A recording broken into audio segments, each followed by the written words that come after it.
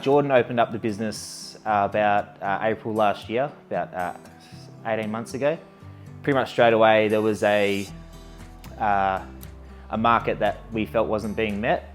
In Geraldton you got your sports and you got fishing and all that, but there's not really for people that have their little personal hobbies as trading card games and tabletop games. So we had a lot of people that were reaching out to us and continually asking, can we play cards here? And then, yeah, went from there.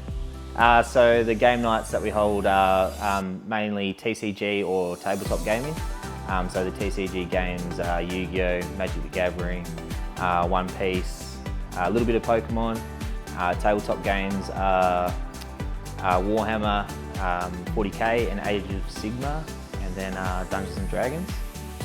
So you can get involved by just coming in the store. We have a games event board up here, which you can obviously see in our store, but we have a events page as well, which is JJ's Geraldton TCG Gaming and Tabletop.